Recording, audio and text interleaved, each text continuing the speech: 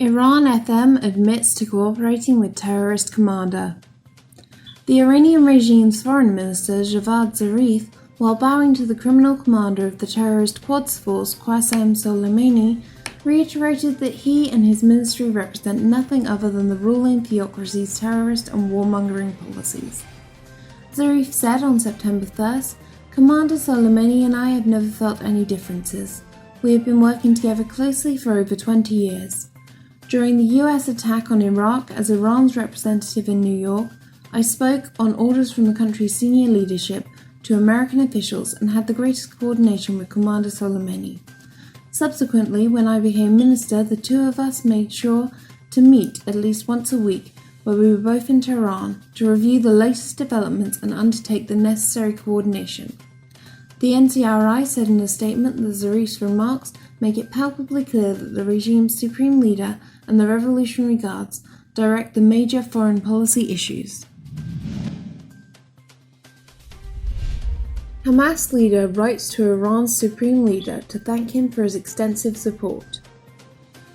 The leader of Palestinian Hamas has written to the Iranian regime's supreme leader to thank him for the excellent reception he offered a delegation visiting Iran and for his extensive support.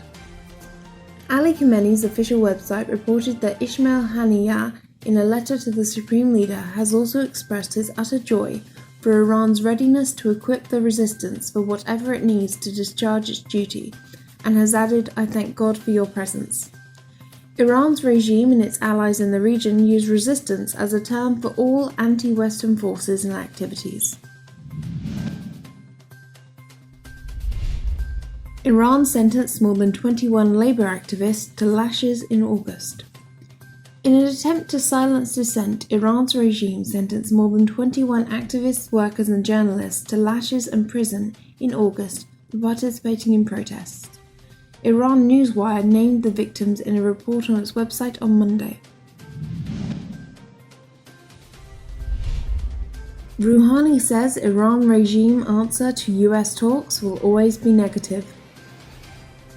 Iran's answer to bilateral talks with the US will always be negative, the regime's President Hassan Rouhani said on Tuesday, adding that Tehran may further cut nuclear commitments in days. He told an open session of parliament, "No decision has ever been taken to hold talks with the US, and there has been a lot of offers for talks, but our answer will always be negative."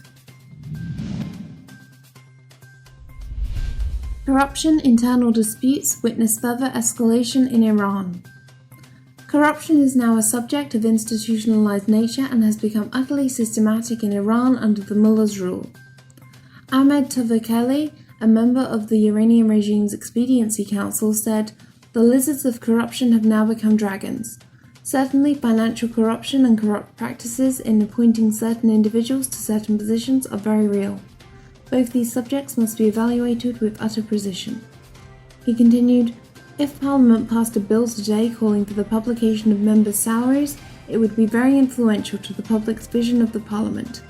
However, lawmakers refuse to pass this bill, and the meaning of their measures is that there are a number of corrupt figures that do not permit others to make a correct decision. When a lawmaker does not permit the publication of his or her salary and refuses to allow transparency in the public opinion, how can they expect others to trust lawmakers? The highly sensitive issue of corruption raises eyebrows in Iran and provokes rival factions to shed light on their secrets."